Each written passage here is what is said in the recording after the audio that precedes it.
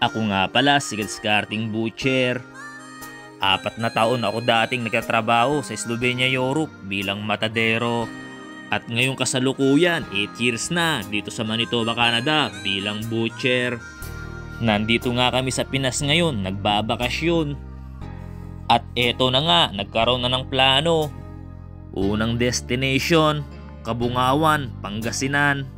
Bukod sa malapit lang sa lugar namin, ay napakaganda na tanawin. Isama mo na dyan ang malakrimi na white sand at mga kakaibang uri ng mga puno na dito mo lang matatagpuan. At syempre, marami pang iba. Baka pwedeng maglambing mga kadiskarte. Baka naman pwedeng pakipollow mo ko. Salamat. Umpisahan na natin ang tunay na istorya. Heto na nga kami ngayon, nasa kalagitnaan ng biyahe. At syempre, ang driver namin, si Kuya Nick, kasama niya ang kanyang asawa na si Ate Jenny. Pa isang beautiful lies nga dyan, kadiskarte. Yun, naantok pa si Kuya. Syempre, present din ang mga pinakamamahal naming mga magulang, si Mama at saka si Nanay. Sa backseat naman, 2 kong kapatid na babae at saka yung anak ko. At yung makulit kong pamangkin. At ang tagakuha ko ng video, syempre ang pinakamamahal kong asawa, yun. Makalipas ang 4 na oras, narating na namin ang Kabungawan, Pangasinan, White Beach. Nag-arkila nga lang kami ng 2 van mga kadiskarte. Per day niya, 5,000. 2 araw kami rito mga kadiskarte, 2 van ang kinuha ko. Kaya binayaran namin 20,000. Kasama na yung gas dun mga kadiskarte at saka yung car wash. Pero kung wala kang driver mga kadiskarte, 24K ang babayaran mo. Naging 20K lang ang binayaran ko dahil meron akong 2 bitbit na driver. Si Kuya at saka yung kaibigan niya, salamat sa inyong pagdadrive.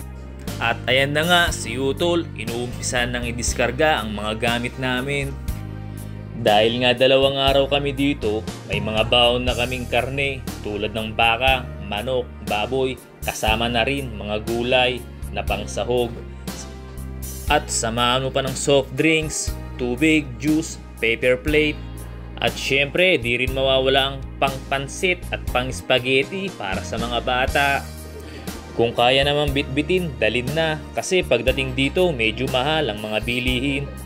Makakasave ka na sa oras, iwas pa sa hassle. Dito sa bayan nila, bumili lang kami ng seafoods para paniguradong sariwa. Maliban dun, wala na kaming binili. Ito nga pala ang pinaka-guest house nila. 2 kwarto. May kasamang refrigerator, nasa labas na. Meron na rin kasamang videoke sa mga singer na aming mga kasama. Meron na nga rin palang mga kaldero dito at mga kawali, sandok na pwedeng gamitin. Habang binababa namin yung mga gamit, ayan sila, nakapagluto na sila. Kain muna bago swimming. Meron na rin palang 2 lutuan dito mga kadiskarte. Libre lang din yung gas. Yung isa nasa dulo. At ayan na nga, nililinis na ni Bayaw yung mga seafoods, pusit, yellowfin, mga bangus. Ayan mga kadiskarte, kapatid ko yung mga yan. Ayan, pinagtulong-tulungan na nila yung pagtutuhog ng barbecue para mamayang gabi. Ako yung naghiwa, ako yung nagmarinate, bahala na sila sa tuhog mga kadiskarte para patas ang laban. Dito sa balcony mga kadiskarte, nandyan yung mga pamangking ko, matatangkad pa sa akin. Pamangking ko lahat mga yan.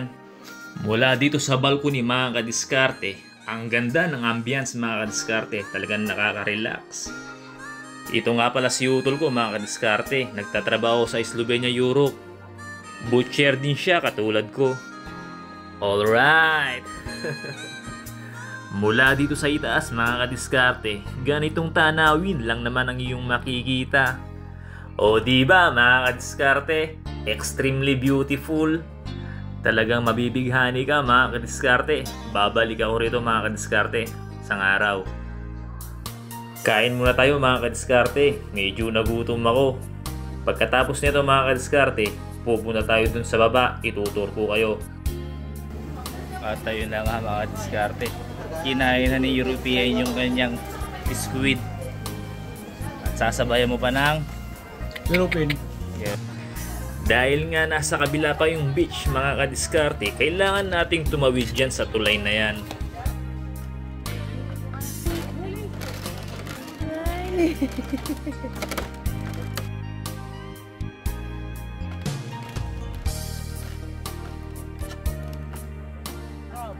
Kung mapapansin nyo sa paligid, napakaputi ng buhangin. Wala rin akong nakitang mga kalat. Di pa lutang-lutang na basura, wala talaga, sobrang linis. At kung mapapansin nyo, napakabughaw ng dagat. Ito yung one of the best experience mga kadiskarte na hindi ko malilimutan. Na talaga naman nakaka-reset ng mind and soul. Kaya naman wala kaming sinasayang na oras. Kada minuto ini-enjoy namin. Sa totoo lang mga kadiskarte, ang sarap maging bata muli. Yung tipo na wala kang iniisip, wala kang iniinda ng problema, especially sa mga bayarin. Kaya kung may pagkakataon mga kadiskarte, mag-relax ka muna. Kumbaga sa cellphone kailangan mo nang mag-recharge at ma-refresh. Sinusulit talaga namin yung mga pagkakataon mga kadiskarte. Dahil alam namin medyo matagal-tagal bago pa maulit muli ito. Matagal-tagal din ako nawalay sa mga kapatid ko. Kaya malaking pasasalamat sa Ama dahil muli kaming pinagbuklod-buklod ng panahon.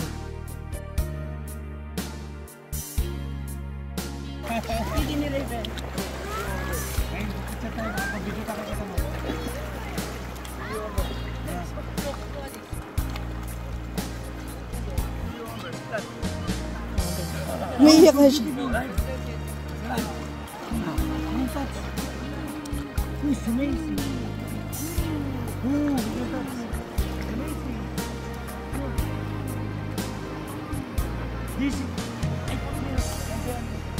Kung mapapansin yung tubig mga kadiskarte, crystal clear.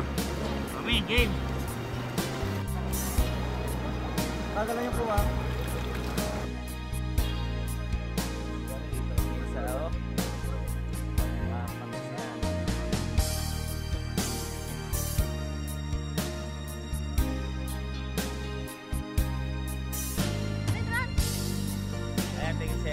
Hello, tita. Magsaka ako today.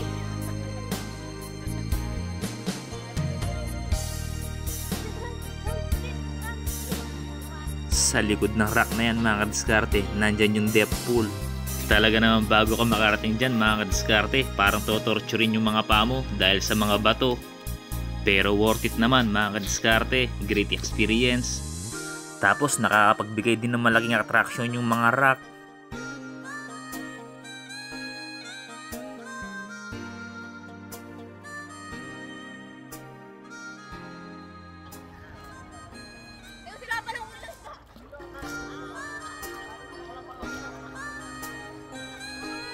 Your treat. Let's go. There.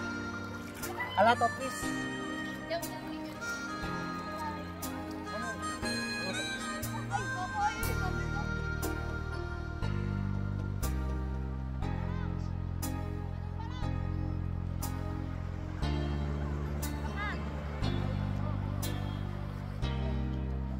Siyempre pagkatapos na mag-swimming, balik naman tayo.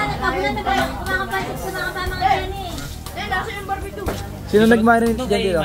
Dito, sino nag-marinate dyan? Siyempre ako po. Kaya sigurado masarap yan. Panalo. Pag-marinate yan kuya. Since day one. Siyempre, parang nasa 5-star hotel dyan. I-zoom mo kuya, i-zoom mo. Tingnan mo yung kulay nyo, tingnan mo yung texture. Napakasarap niya kuya. Ngayon gawang balanga. Dahil tayong taga balanga eh. Yun yung mga natutunan natin dyan eh. Veterans move yan. Kaya pagka mag-outing kayo, hindi pwedeng wala sa handa yung barbecue na yan. Ba't nakaabang ka na din? Mahaba ng video. Kuya, ikot mo yung camera kuya. Tayo para sa... Ayun, sino yan? May bata doon oh. May bata doon. Eh, bata may barbecue. Yan, simple lang. Ben, video. Say hello. La. Saya? Happy? Dito. Okay. Yan. Simple lang po. Yan. Okay.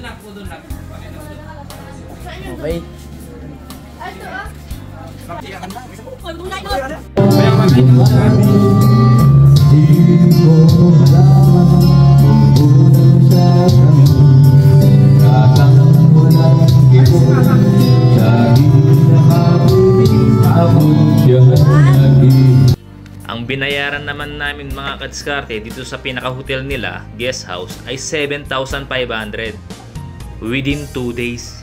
Yung mga kwarto naman nila mga kadiskarte ay malalaki, mga master bed. Kasya yung dalawang double deck. Tapos sa side meron pang isang single bed.